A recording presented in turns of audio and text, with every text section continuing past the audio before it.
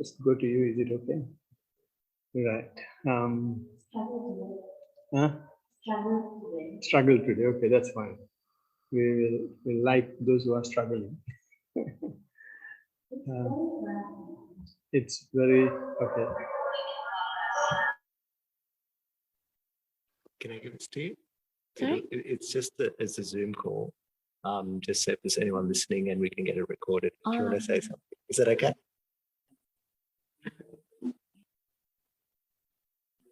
Just keep this. So you thought it's one after the other. But I feel a little bit light if I can bring my mind to one place or to be mindful. But it was a struggle today.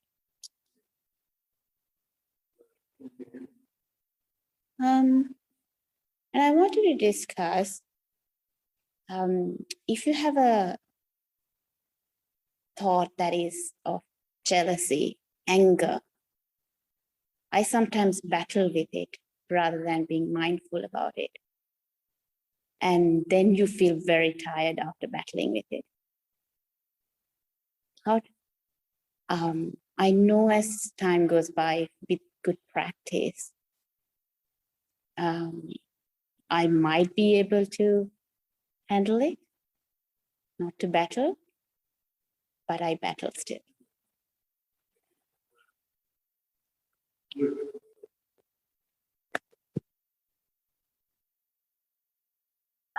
Yeah, so that's a good report, good observation. And few things I will have to clarify before I give an answer to what you just mentioned is, of course, you mentioned the word mindfulness. So you know what we are practicing here is mindfulness, okay?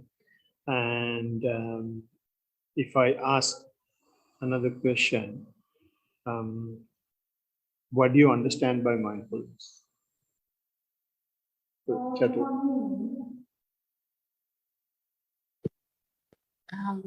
For me, it will be trying to see what the thoughts are, or trying to, at the first instance, or even if it has happened, without trying to battle or have fear of it, to just observe it. When I say observe it as well, what I'm saying is to be calm and not fight with that thought. Even if it is a happy thought. Right.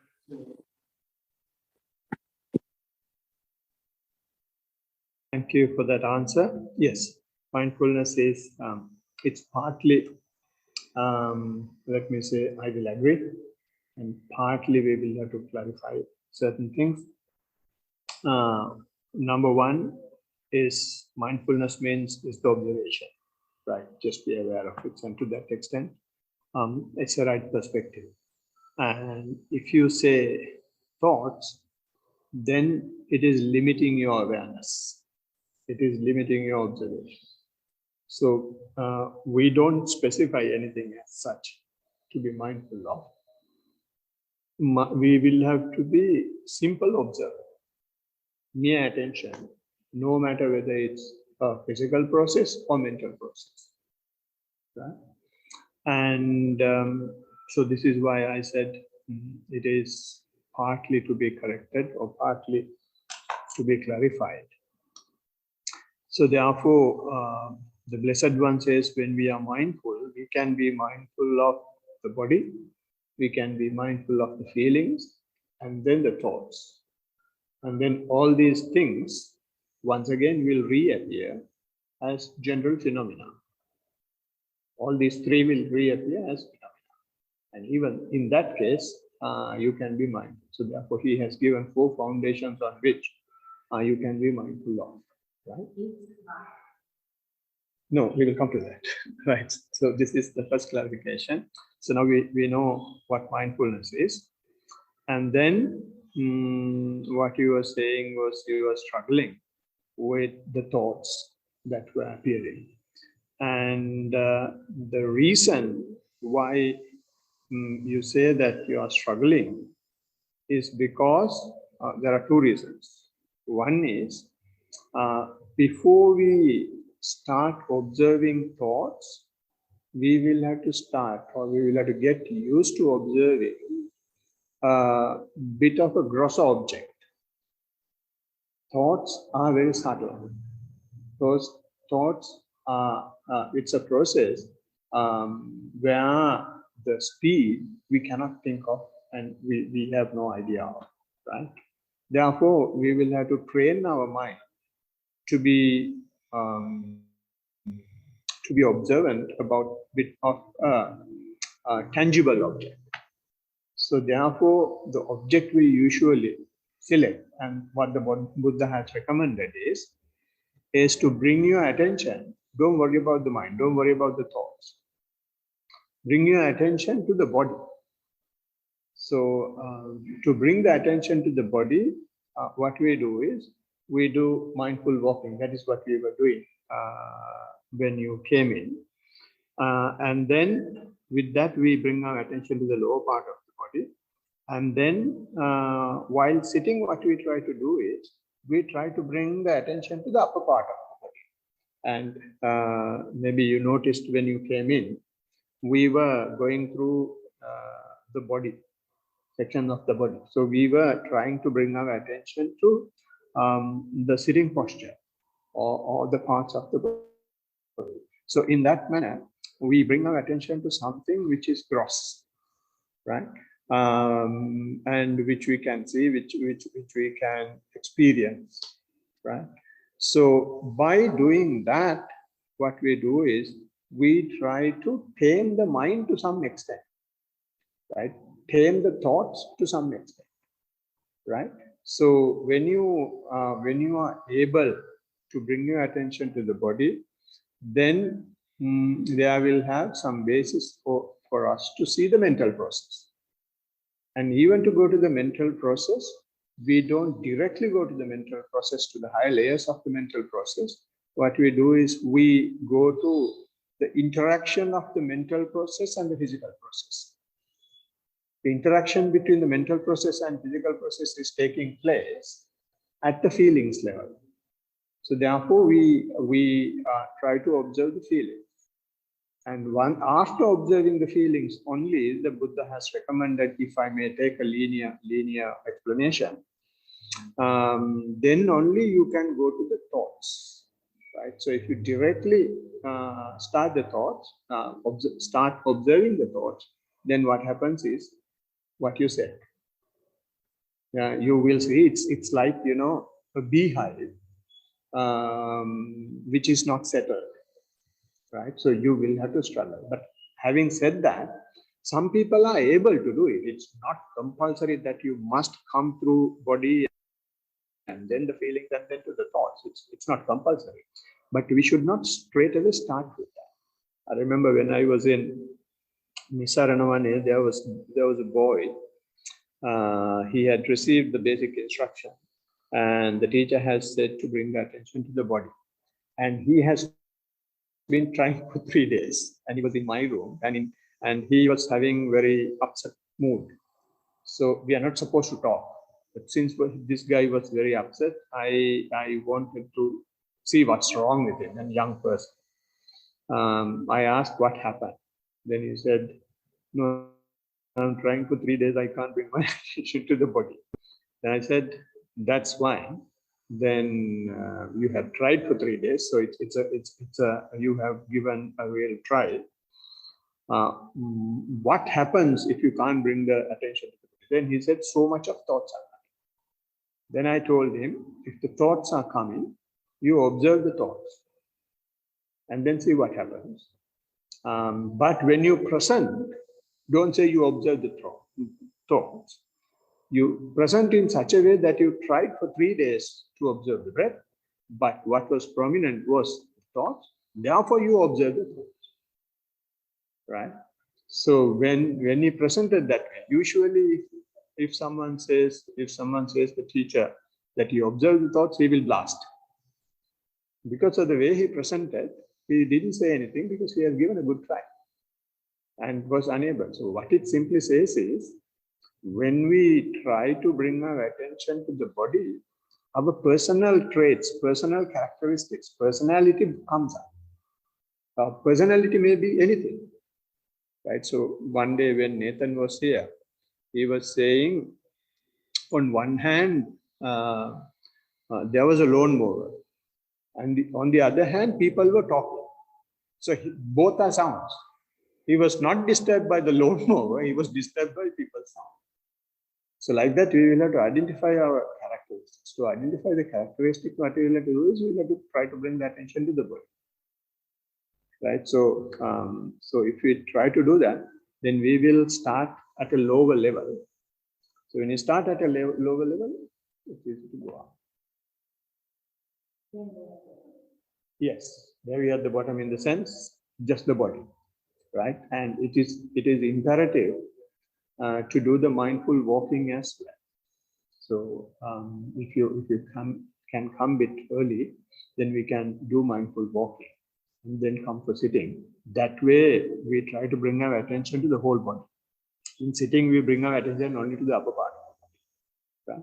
So that itself, indirectly what we do is, we tame the mind. We tell the mind, don't play fool. Stay with the place which is your home, right? So it may stay, may not, but doesn't matter. We can identify then the agenda of the mind, where it is trying to go. Then it is easy to treat. Thank you very much. And the other part of the question was, when thoughts like jealous and anger, and when you battle with it. Yeah, the reason is what we just said, right? Because we have started at the high level of the mental process. Because of that reason, this is now very, very busy, and you have gone to. It's like taking a car to a motorway without a license and without proper training. Right? So if you train and go, then you know what lane you will have to take, what speed you will have to take, and how you overtake a vehicle and things like that, and how you exit the highway, you know. Right now, here you have straight away gone to the highway, and then you will have to struggle, right? And the other thing I remember you mentioned about the calmness, right? And in mindfulness, we don't have any objective. Any objective, if it is calm, well and good, we accept. And if it is not calm, also fine. So in your situation, what you can do is, it is, since you have been observing, there is something that you can be happy with as well. That is, now you know you are struggling. That itself is mindfulness, right? But mind is not allowing you to accept that as mindfulness because it is having an agenda of being calm or agenda of being concentrated, right? So we don't have any agenda, right? I'm not settled. It is confused, scattered mind. Okay, I have a scattered mind. Just accept it and be happy with it. So from that struggling situation itself can be converted into our advantage, right? So it's not all bad. It is hard because it is hard because we try to do something. Instead, you accept that it is unsettled, that it is scattered. It becomes hard when you try to do something. When you don't try to do something and let it go, I will just observe. It will have to just show the movie, and you will be just a spectator. So if you move away from the movie, if you don't act in the movie, then it is not your movie. Now you are an actor. You are trying to be an actor in the movie, trying to be an actor in the movie. So then it becomes yours. So what mindfulness does is moves away that personal identity from what is happening. Right? So these are not anyway mistakes or drawbacks. This is how the humanity is working. And by exchanging viewpoints, exchanging a report, exchanging what is happening, only we can clear out things. Only we can slap the mind. Otherwise, it will take the upper hand. So for it not to take the upper hand, the best place to start is the body. The other reason why we should start with the body is because once we master the mind, mind will anyway come to the body. Because it is not having any other place in the universe to stay. It has to come to the body, right? When it comes to the body, you are bringing a very refined mind to the body. And the body is having its own way of behaving. So if you are not used to that way of behaving, then it becomes a struggle another struggle to understand what's going on. But instead, if you start mastering the body and then go through all these phenomena that are taking place in the body, maybe cyclones, maybe droughts, maybe tsunamis, all these things are here. It's a universe, right? Then when the mind comes, you know where it is going through. So therefore, it is safer to start with the body. Thank you. Hope that explains a few things. Yeah, thank you. Right. Anything else? Anybody else? Rebecca wants to give another report. Yeah, just give me a second. We'll get Chatu to move.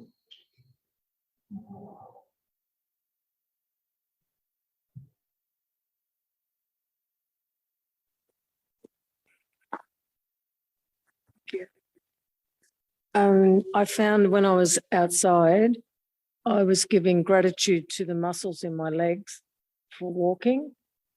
And then I gave thanks for the heat I felt, and then gratitude for the leaves of the trees, for the shade. So it was like a microcosm of different temperatures. And then I stopped, and there is the most beautiful stick insect out there. He's gorgeous. He's about this long.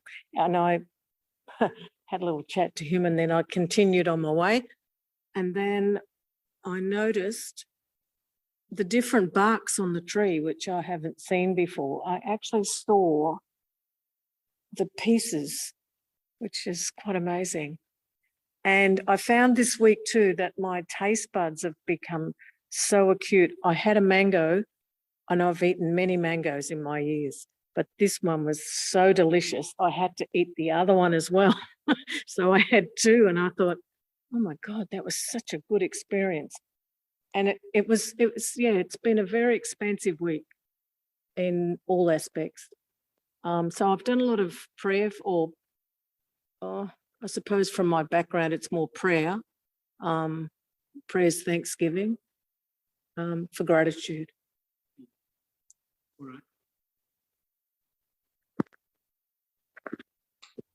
Right. If we take the perspective of mindfulness, having high sensitivity is good.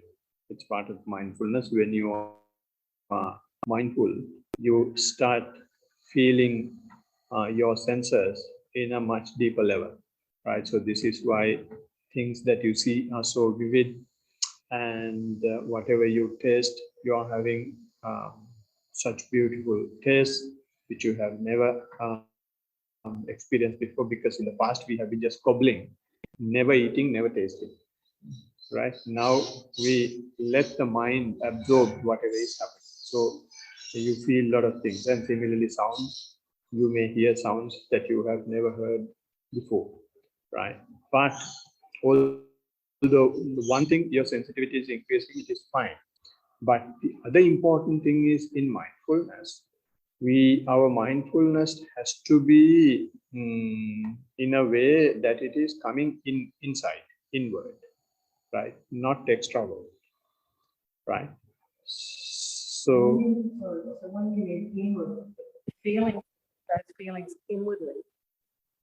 So the ecstasy you feel when you eat the mango, you take that internal.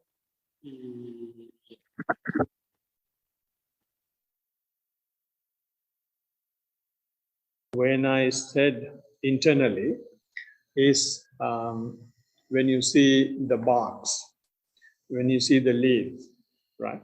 Your attention is outside, right? Of course, you are mindful, but that mindfulness is outside. So what we try to bring is not to, mind is always trying to be out. It wants to be with the forms that we see, with the sounds we hear.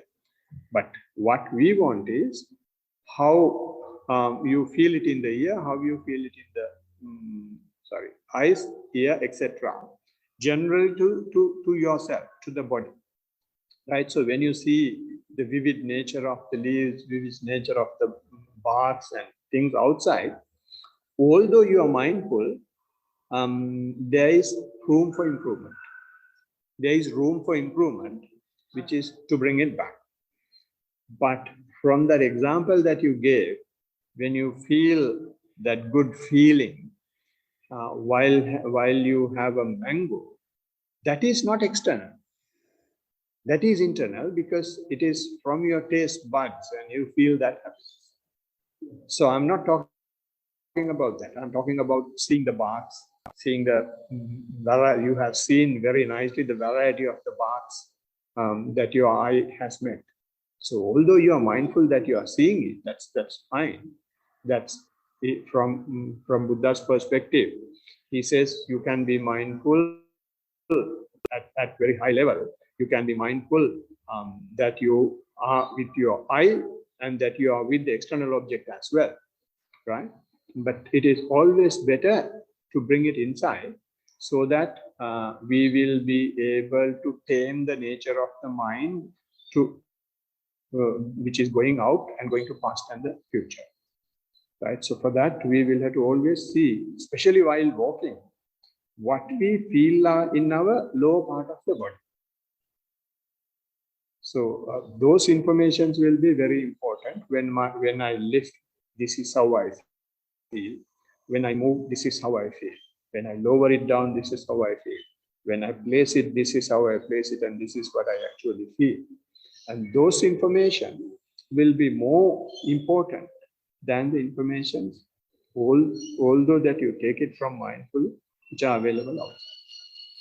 So in that essence of feeling that way, I didn't hang on to those feelings. I let them go because I went back to feeling the stones in my feet, which I had, was as soon as I put my foot down, and I just gave thanks and just kept walking. Yeah, so the report has to be in such a way that you give more information about your walking and less information about the outside. Although you have been doing it, mind is still trying to trick you. Don't tell anybody of what you actually feel. Keep it for yourself. But you talk about outside. So mind can maintain its usual behavior. You have, of course, walked and observed as well. But mind is not allowing you to talk about them. You appreciate them. Yeah. If you appreciate them, mind is losing its strength, which is hooking to outside. Right? But what we want is to see that we appreciate, okay, when I placed the leg, this is what I felt. And this is how I felt it. And I felt it not just the sole of the feet. I felt it even to the upper side of the foot. I felt it even up to the ankle. I felt the muscle in my calf muscle. So like that, if you can feel whatever happening is in the leg, then your attention is nothing but with yourself. right? So then both the car, chassis, and the engine is in one place. Otherwise, engine is outside, but the chassis is going here. Right? So it's I mean, working, but not very efficiently. So we had to break that habit pattern. And you mentioned one more thing. The other thing that you mentioning was giving thanks, right? That giving thanks is also going a little bit against the mindfulness. In mindfulness, what we do is just observe. We don't do anything intentionally, right? I mean, there is nothing wrong in what you have done, but that is also a trick of the mind. Do something that you think better. By making you to do things, it avoids your development of the skill of observation, right? So if you do something, your observation skill gets challenged. But what you are doing is, for the outside world, she's giving thanks. So such a marvelous thing. No, you don't tell. But this is why we take the report. Yeah. Yeah. Yeah. But this is why we take the report, so that we can see what the mind is trying to do with us. Yeah. So in mindfulness, what we simply try to do is train away not doing anything, and appreciate that as well. When you just observe, you don't do anything. Let anything happen, then I'm just watching. But it's all right. It's all right to do giving thanks. What we are trying to achieve is Just give me a being second. mindful of giving thanks as well.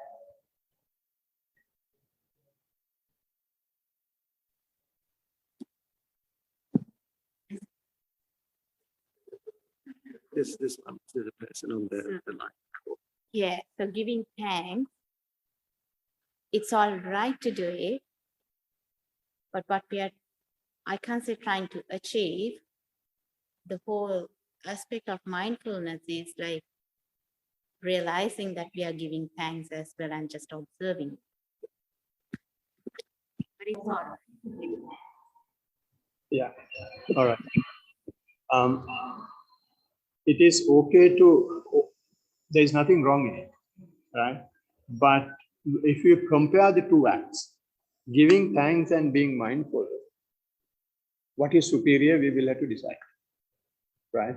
Mind will always say that doing something is better, right? Because it can take the personal or the self identity with it. I am doing it. But instead, if you just observe, I will have to go. Then it is always trying to uphold doing something, right? Like it's a very common thing in Buddhist world. We have loving kindness meditation, right? It's so popular, right? It's so popular because you do something, and it's so soothing as well. But so far as mindfulness is concerned, it is inferior. It is inferior. Mindfulness is superior because we don't do anything. We take the mental volitions completely away. Let any drama happen in the physical process or the mental process. I will be just a lousy observer. The word lousy is not good. To be observer, you will have to be very energetic. Otherwise, you can't be an observer. So when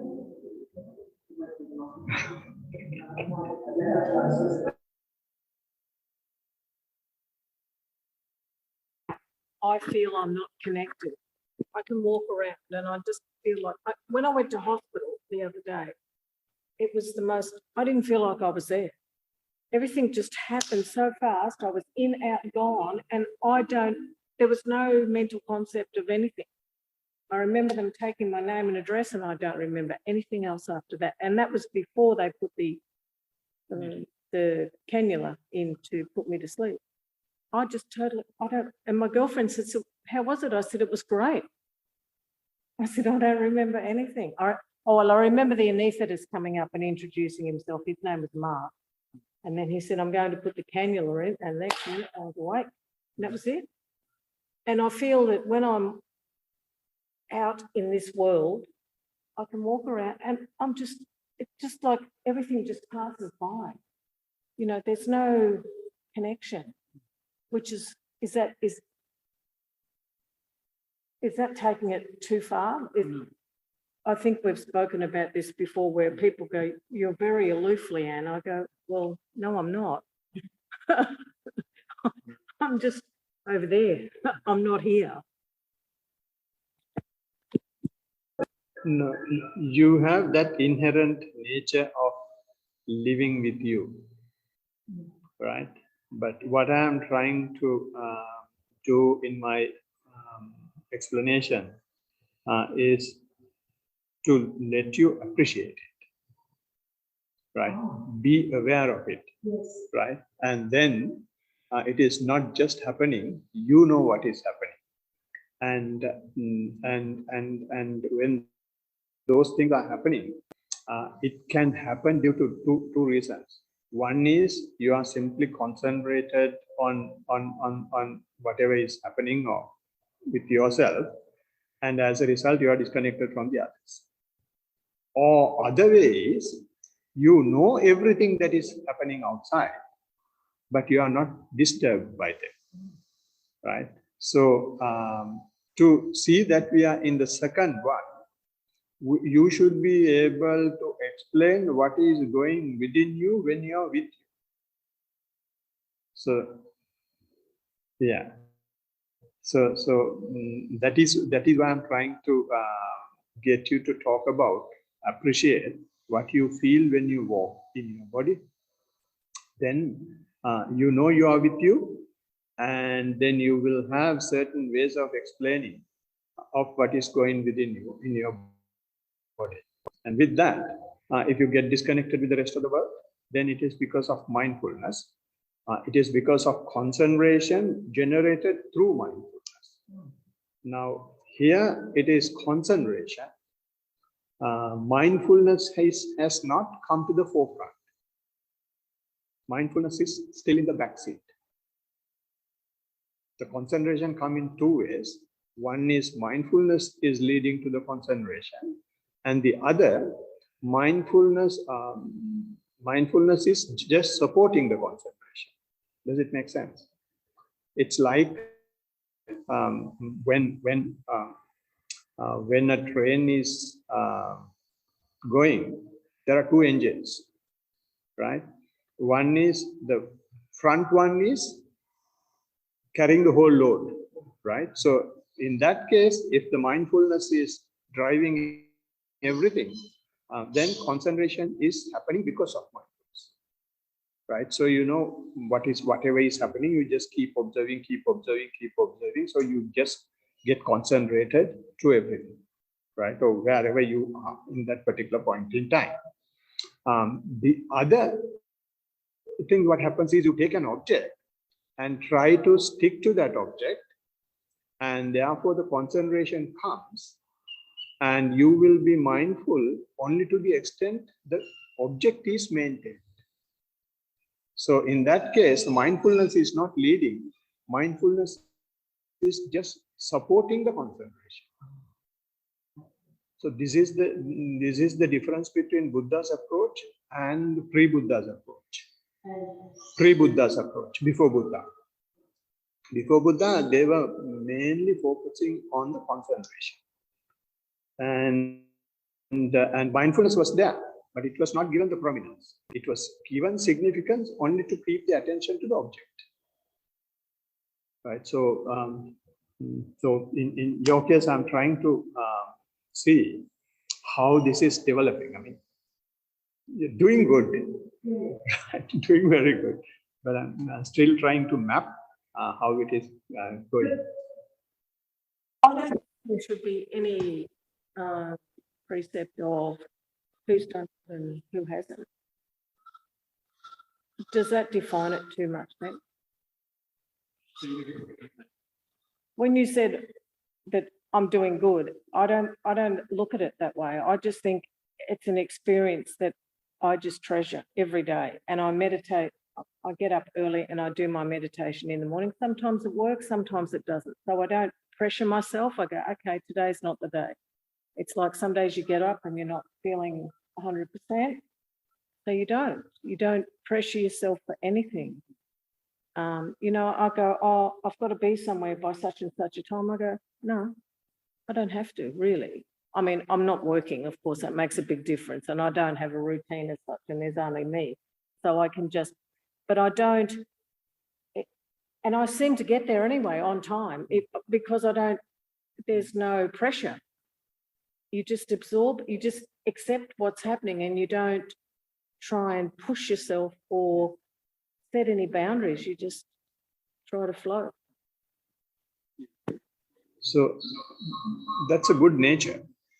And these things usually comes with some sort of spiritual development. It is hard to be secluded from the day-to-day rat race in the world.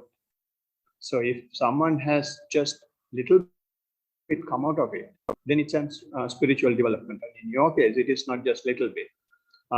You are secluded very well,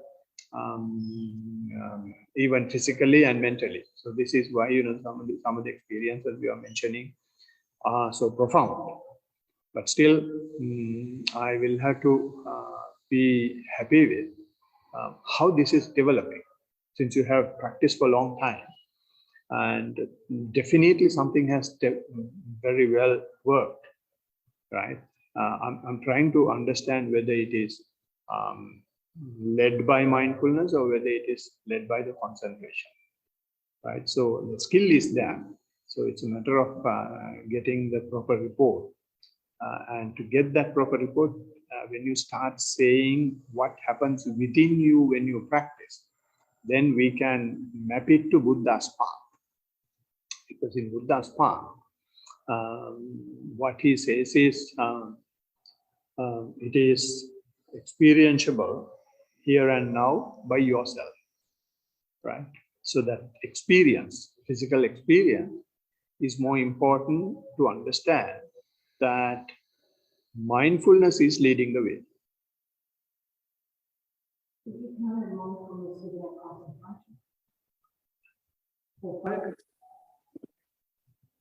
Is that correct? You didn't get that?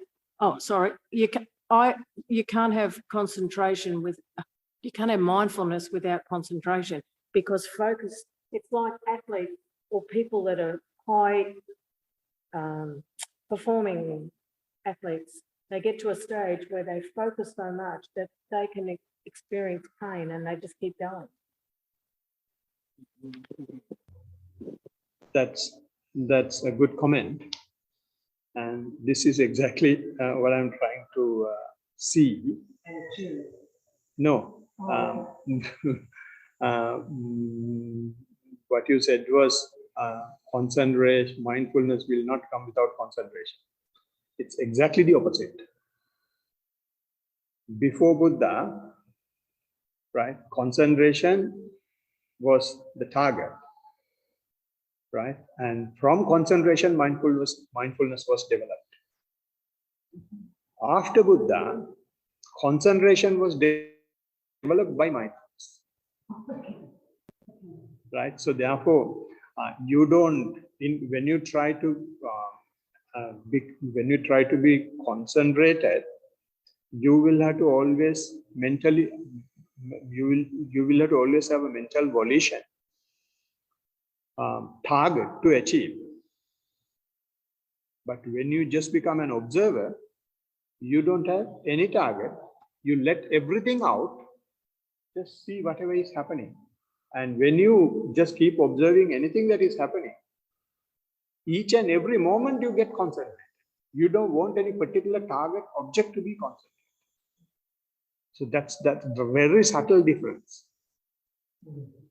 So that to understand that subtle difference, we should be able to, how we can understand that subtle difference is whether your mindfulness is leading or the concentration is leading, is from the way you talk about the experiences through the body. Then the mindfulness is leading. When you bring your attention to the body, body is something which is constantly changing. And then if the attention is with the body, you will see that constant change. And you will not say it is changing, but you will say things that the listener will understand your attention is taking the changing nature of the mind, going through the changing nature of the body rather. Just for example, if you keep your attention to the breath, you may feel your in-breath and out-breath for some time. And after that, it gradually fades away, which means it's an experience and it is changing and you are letting it to change. So then you are getting concentrated with the changing body and you are aware of it. Right? Otherwise, what happens is it changes and it goes to a certain level and we don't know after that because mindfulness has dropped out, the concentration is leading.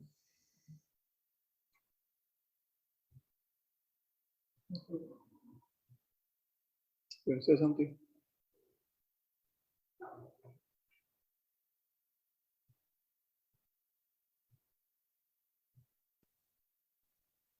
Thank you.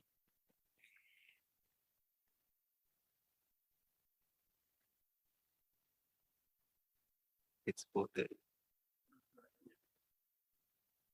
Do we have to finish? No. Okay. I found when walking today, I think your guidance last week was quite helpful in that then I was not struggling. How last week I was saying, like, I find it really difficult when you've got to be mindful of so many things all at once and I can't concentrate on both feet when they're both doing different things and they're so separate in my body. Today, that frustration had dissipated and I was able to be aware of both feet at the same time and noticing the different textures of the different grasses out there and the different temperatures of the ground, the little bits where there was rises and falls and I was aware as well, not just of the bottoms of my feet today, but also the muscles on the top of my feet. That's my walking observation.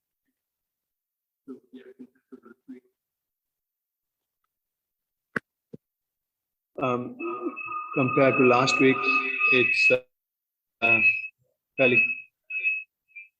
Sorry. That's all right.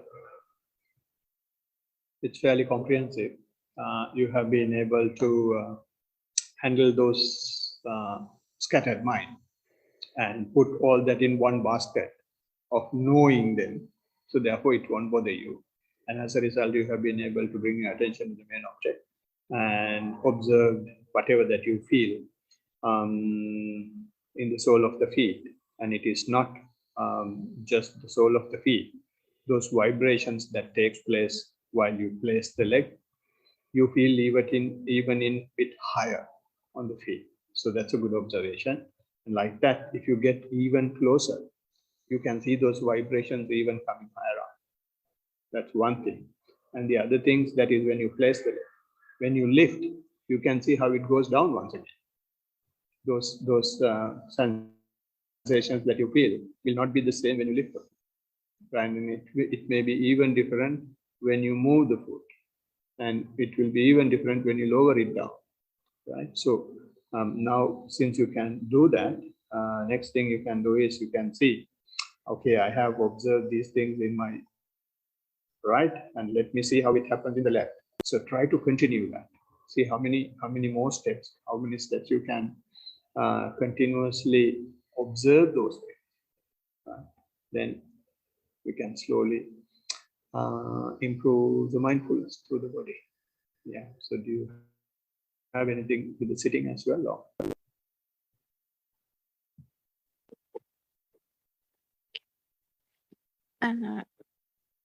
With my sitting today, observing the breath, again, trying to do that in my stomach. And I found that there was a lot of constriction there. And at first I noticed that that brought about feelings of being uncomfortable. But when I then gave more space to that discomfort, it made me want to make a change. So instead, I just focused on the actual sensations of that constriction rather than on the feelings that I was having towards those sensations. And then, although it still was constricted, it wasn't uncomfortable, and I just maintained that.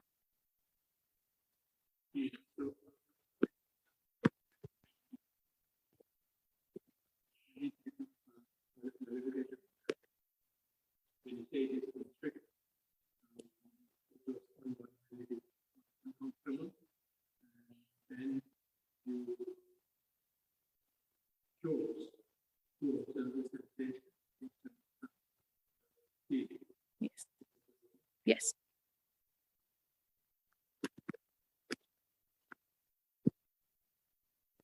Yeah. So that's a subtle trick of the mind, right? So actually, you have some uncomfortable situation.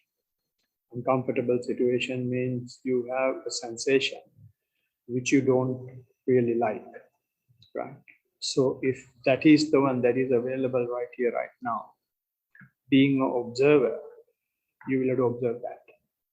So that is how we go from the physicality to the mentality. We tap the door of the mentality, right? But the mind has twisted that a bit, and it says, okay, no need to observe the uncomfortable feeling, but instead observe the sensation, right? So it has brought a level down, right? But it's not a very big issue, but you have intentionally done something instead of observing it, having a choiceless observation, right? So choiceless observation is the best.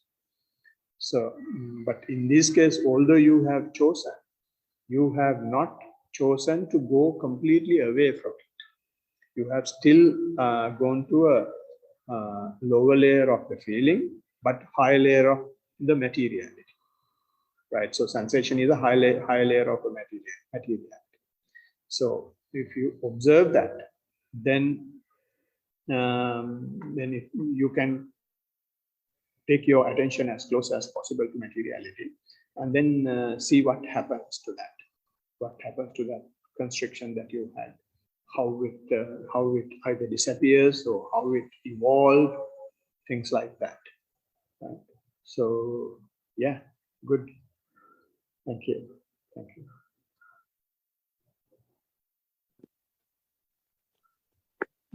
I just wanted to ask a question off the back of what you were saying with Leanne's report. In terms of mindfulness and then areas such as like practicing a metta meditation, and you'd said that doing the metta meditation is inferior to mindfulness. Is there any space, like, are we only coming for mindfulness classes and your Dharma talk's always about mindfulness, or is there room for the teachings of the Buddha in other areas and things? Like, I'm just wondering.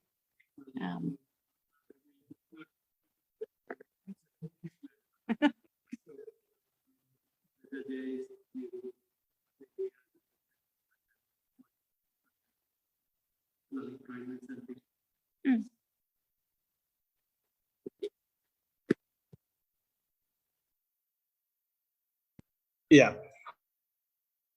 definitely. There is room for loving kindness and sympathetic joy and things like that in Buddha's teaching, right?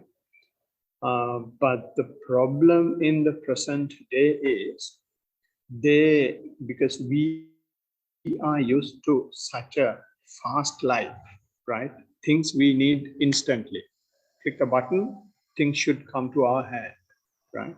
And because of that upbringing, we don't want to follow a path. Sympathetic joy, do this. Loving kindness, do this. And when we do that, what happens is we don't follow Buddha's path. We try to go for an output that the Buddha has created. Buddha has created a path to get these things. That path is one and only path which is explained in the 4 foundations of mindfulness, which leads to the final liberation, right? So what it initially does is taking away the hatred that you have to yourself. If you observe your body, right, now it is painful and I just change the posture, right? Instead of changing the posture, if you can observe that, then what happens is you try to be more patient with yourself. You try to be non-reactionary. When you are not reacting to things, you don't allow room for hatred developing without our knowledge. That is the way he is introducing loving kindness to humanity. And that loving kindness is everlasting. And the other loving kindness is infusion. Right? We just take it from somewhere and we just say, may we be happy, may we be well, and all that. May I be happy, may I be peaceful, may I be, what's that? Healthy and all that. And then say the whole universe be happy, whole universe be well, and all that. That is, we just conditioning ourselves. Instead, Buddha's process is decondition. To decondition, you should not do anything. When you don't do anything, and if you just be patient with yourself and observe whatever is happening, then you are loving yourself. So that's how he is introducing loving kindness. So when you start loving yourself, your vibrations that you are emitting naturally make the others feel good. Right? So it is not necessary to express love. But since in the present day world, because of our upbringing, we need 2 minutes noodles. And it works as well. If we now, it's a world of greed and hatred. So in this world, if there is someone saying, may I be happy, may I be well, may I be peaceful, may all other beings in the universe be happy, well, and peaceful. It's a very rare thing. And you really feel it. But you are doing it intentionally. Since you do it intentionally, mental volition remains there. And you suppress the actual anger that you have. But what Buddha says is, if you feel anger, let it come out, observe. Don't be angry with the anger. If you are angry with the anger, then you will do loving kindness. Otherwise, if you are not afraid, if you are a real soldier, you will face to face fight the anger. Fight the anger in the sense, let the anger to come and you just observe without taking any action on the anger that is coming. So that is much superior much superior loving kindness than conditioning ourselves to be loving kindness. So there is definitely room. That room is on his path. Loving kindness is just a byproduct coming out of mind. Thank you for the question. I don't know whether you agree, but Working question is that going to be more of an individual path towards those further teachings rather than a collective one, because we're all going to be at different points on our journey. So you're not going to guide us as a group through that, but individually we will over time get led in those various teachings. I'll say something.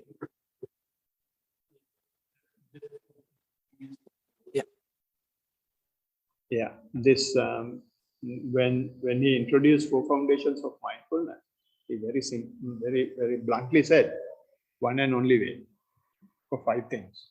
One is purification of beings, and the other is getting rid of sorrow and lamentation, right? Which is loving kindness. And there is one more, which I don't remember exactly. Unhappiness and something, and then accomplishing the path, and then the final liberation. So in those 5 things, purification means we get rid of our defilements. When we get rid of our defilements, we naturally will be happy with ourselves, right? So therefore, everything is embedded here. It is not necessary to do as individual compartments. To make what we are trying to achieve. Does it make sense? Yeah. Yes, Chatu. I'll give him a thought on that. Maybe a comment for Rebecca, because I did loving kindness early, but when I first started, I also did some loving kindness as well. And it's sort of like what Bante said, like you like I hate people, and then you use loving kindness to love yourself and other people. So you put a layer on top, but underneath you still have it like it's suppressed. And then what I found is when I'm doing mindfulness, like that hate was coming out. But then because you have observational status for it, then that gets purified. And then like I would say that nobody loves me more than I love myself right now. But that was not being addressed when I did loving kindness. But the mindfulness is so dry, it takes so long. So it's like loving kindness is so like polarizing. You're like, why can't I do this? But in the long run, I found mindfulness to be actually a more useful removal tool rather than suppression tool that I found was happening. That was my personal experience with loving kindness.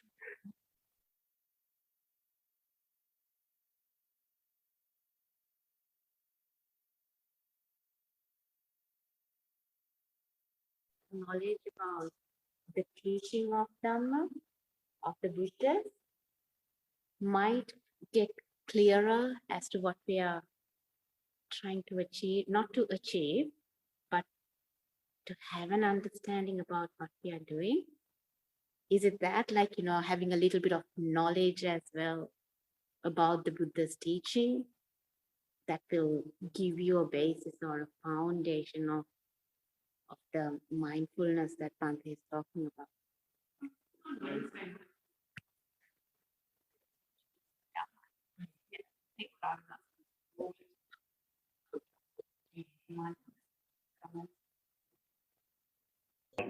And I would say, lesser you know, faster the result. If you know the teaching, then you get mixed up with it, and that is what has happened to the Buddhist countries.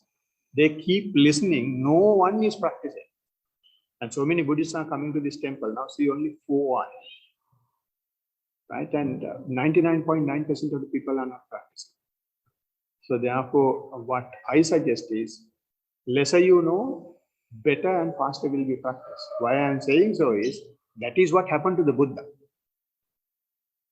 He didn't know anything when he became the Buddha. Now he knew nothing. He just observed. Now we know everything. We can't do anything.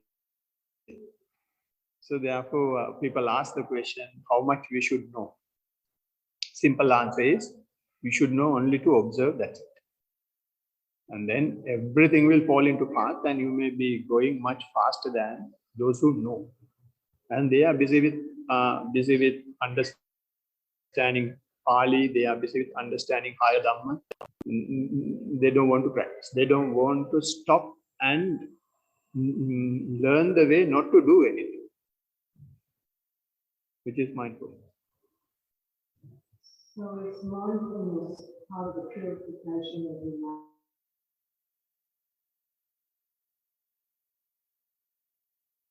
I don't think there's anything. I just think this is just a fabulous concept that you have a mind that does nothing, basically. Well, not nothing, but it doesn't become involved. And when it doesn't become involved, is that part of the purity?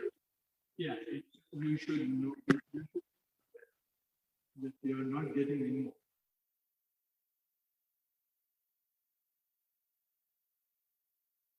It is purity, but you should know that this is trying to take me, but I'm not getting involved. Or I am involved, but still I am aware. I have not identified myself with it. But you can't have Buddhism without. I think I'll Give you a question, I think, about, have we got time to answer that question? About can you have Buddhism without mindfulness, or do you have to have the mindfulness first before you can explore Buddhism?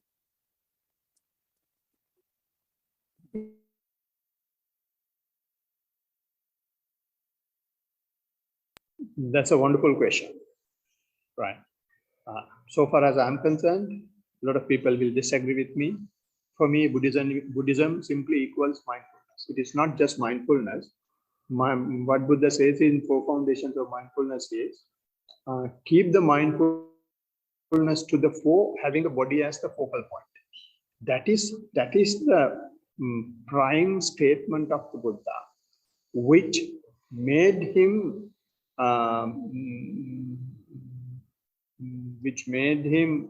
to go beyond the teachers before Buddha. Right? Keep the mindfulness to the fore, having the body as the focal point. Right? That was the main statement by the Buddha, and that made him different to the other teachers.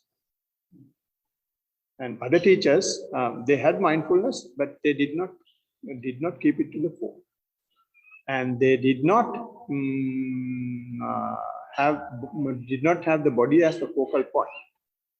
As a result, sometimes you get dragged away into other areas, such as psychic powers that we have. Right? So when you get dragged on the other areas, we go away from the experience that we move away from our physical and mental process.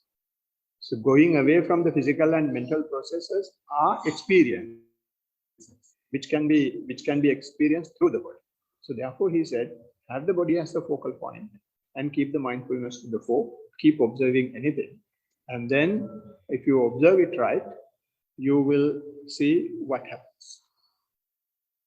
So the mindfulness is the main teaching of the Buddha, not just mindfulness, keeping the mindfulness to the fore. That equals Buddhism, simply to me. And there are many suttas that explains that. Buddha's last word also was that. What he said was, be diligent. Be diligent. And there are many suttas.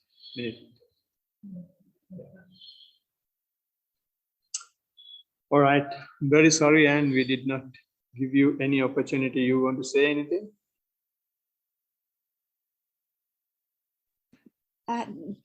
That's fine. Thank you so much for including me. And even though I can't be there on site, I really had a lovely mini retreat this afternoon. So thank you so much. All right. And I enjoyed listening to everyone. Thank you. All right. Thank you. Thanks for joining.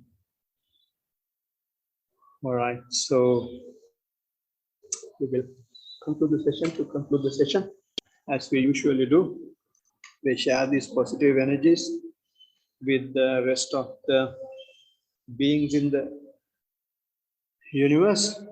We will chant the usual stanzas that we have. Do you want it? Put up. Oh, एक अभी English में क्या?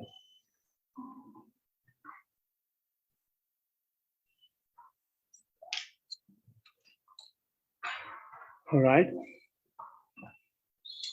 May all devas share this merit, which we have thus accumulated for the acquisition of all kinds of happiness and prosperity. May all other beings share this merit, which we have thus accumulated for the acquisition of all kinds of happiness and prosperity. May all the beings share this merit, which we have thus accumulated for the acquisition of all kinds of happiness and prosperity. May all beings inhabiting space and earth, devas and nagas of mighty power, having shared this merit, long protect the dispensation. May all beings inhabiting space and earth, devas and nagas of mighty power, having shared this merit, long protect the teaching.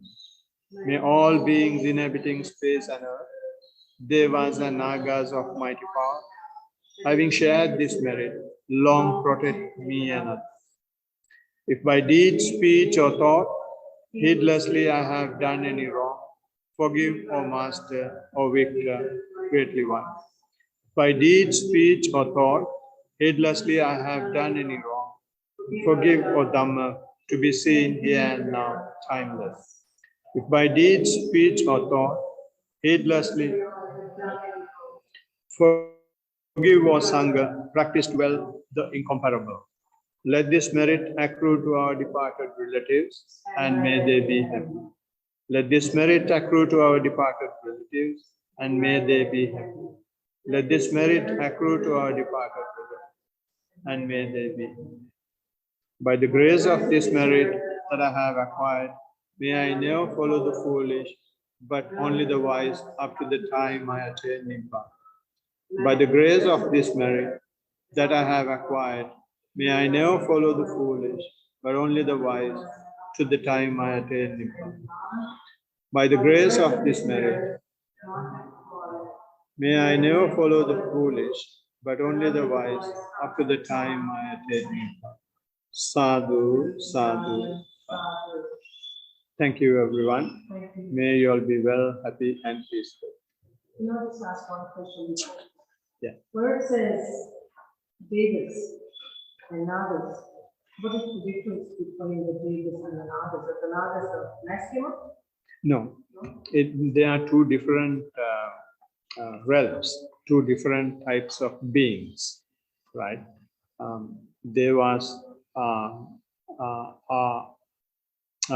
different type, and Nagas are another type. It's like, say, Are they like angels and archangels?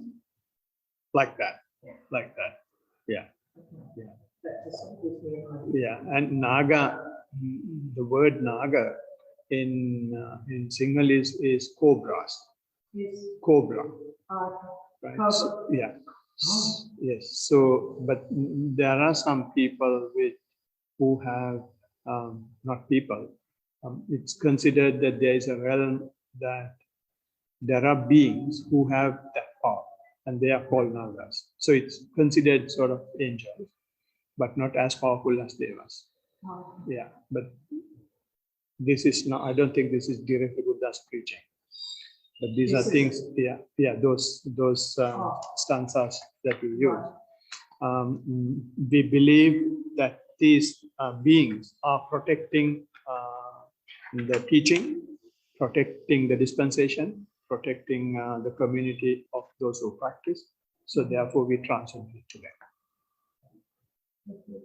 Thank you. I'm wondering, sorry.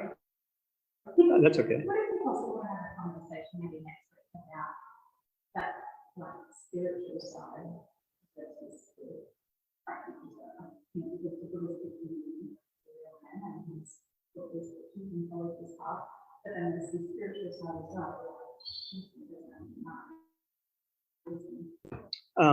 That's not really the spiritual side. It is the spiritual side is what we practice. But I suppose what I'm teaching, Mystical side. yeah, Christianity, they look at it. Yeah. Now that it's actually this world, it's Yeah. Even that people talk about with certainty, you have Yeah. enough reasons, reality, Yeah. the way it's said. Yeah. Yeah. Yeah.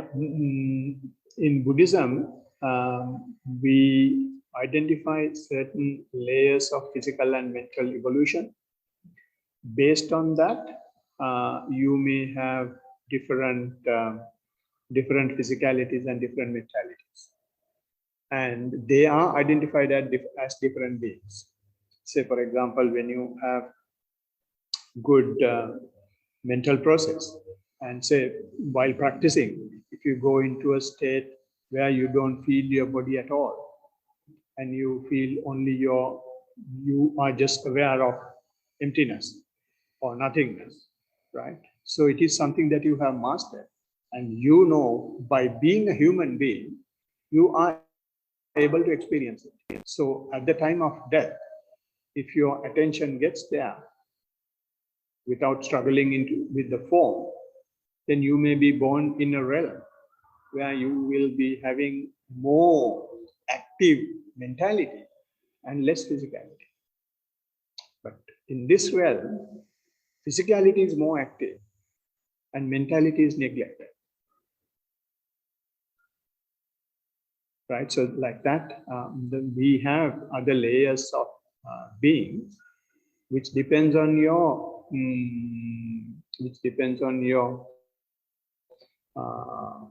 mastering of body and the mind. And if you go to the bottom layer, you do anything to keep your body happy.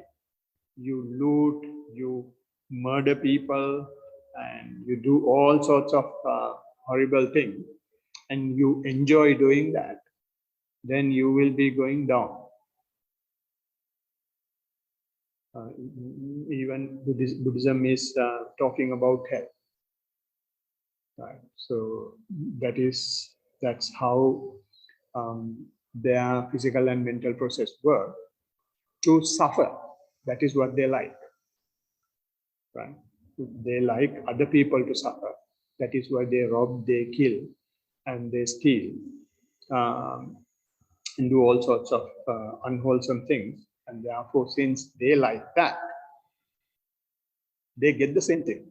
That is the concept of karma. Karma means you receive what you like others to have.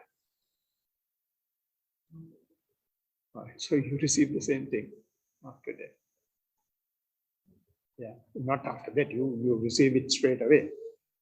If you kill somebody, you cannot be having a pleasant mind. You cannot have a pleasant physical process and mental process. Does karma be associated with wrongdoing? Not only wrongdoing. Can you give good karma to someone? We can pass the energies. That is what we just did. Yeah. We have done some. Positive. We have created some positive vibrations, and those positive vibrations were shared with other beings. And all the beings aren't able to absorb these things. And be absorbed only those who have the receivers to absorb these things. Is that what you say? Yeah. I struggle with any religion at all, this certainty about what happens beyond this. Yeah. There's no way to possibly know it. We can live the most awesome life that we can whilst here, it's not. There's no way to determine when we die. Well, that's confidence, whether there is any substance. I don't know. And yeah, that's like all the certainty of Yeah. we die as well as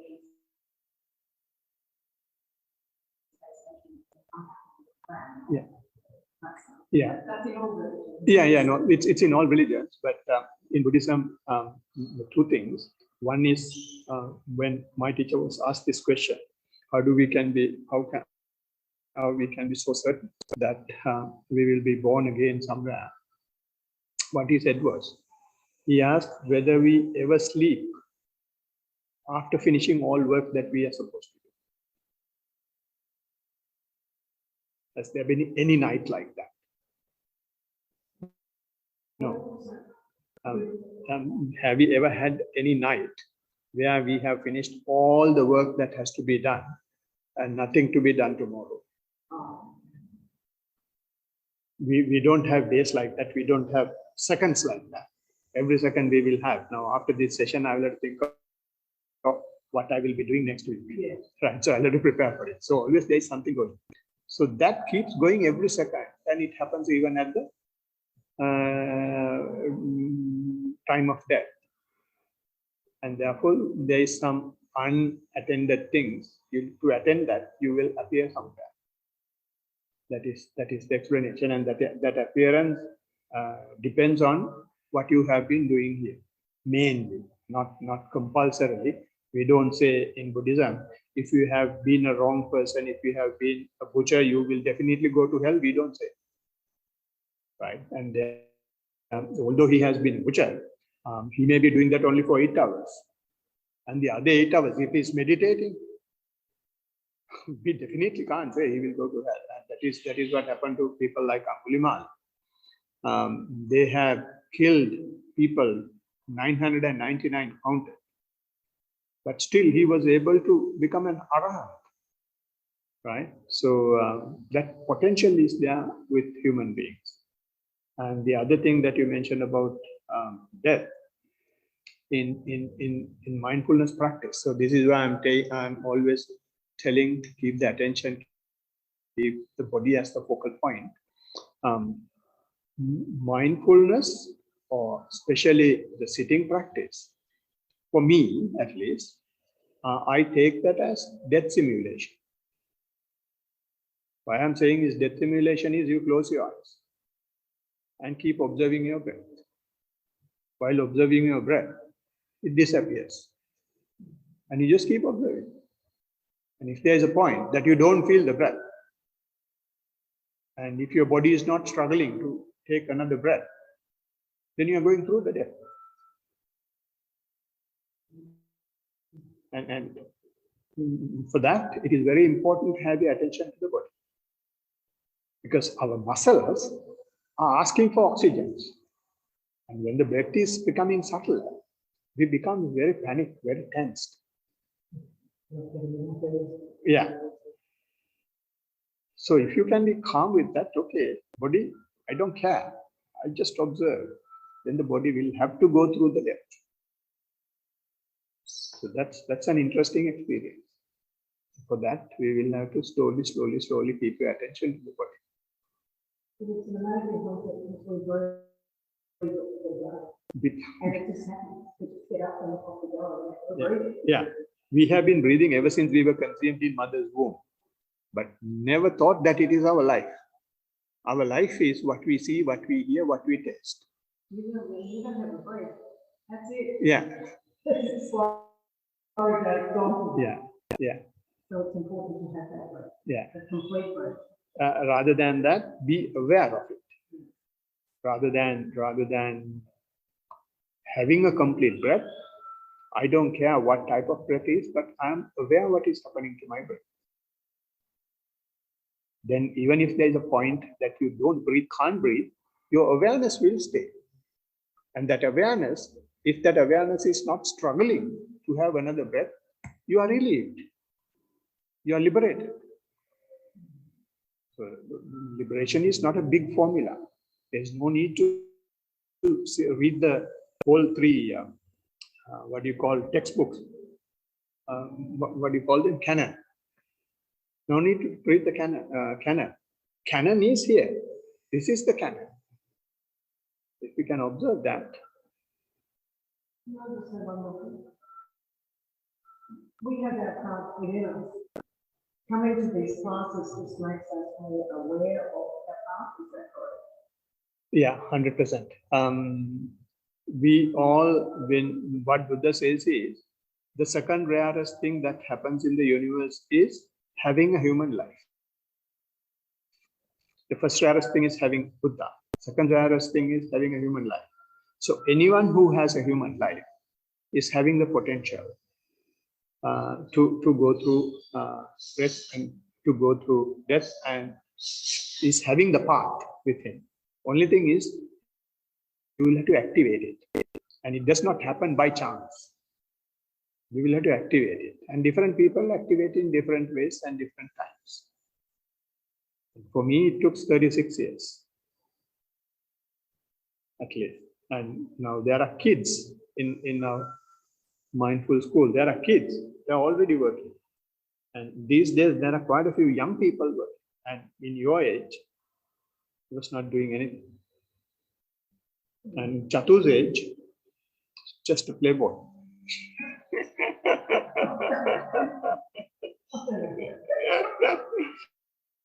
It is a bit exaggerated.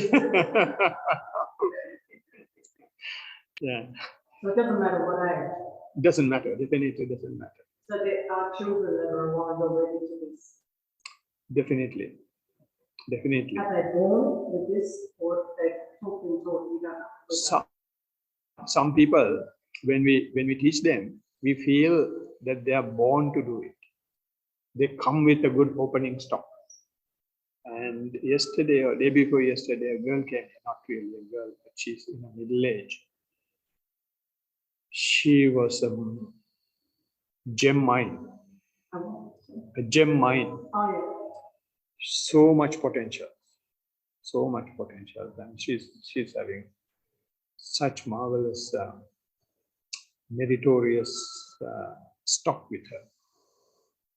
So it's everybody's having. Only thing is, you have to practice and start talking. Then we can see where you are trying to get dragged by the mind. Yeah, mind is the culprit. But we think mind is the best savior and the best servant of us. No, our mind is the culprit, mind is the destroyer. As long as you train the mind. So if you can train the mind, so it's not leading yourself, you're leading it. Precisely. You tell the mind, you do what, not really I. You can't say I. You tell the mind, just observe. And then it will have to get rid of its agenda. But you're a master. You become, I don't want to use the word you. No, because you will not be there when you train the mind. Once the mind is trained, you are not having any space there. But instead, the awareness is taking the lead. When awareness is there, there is no I. Thank you very much.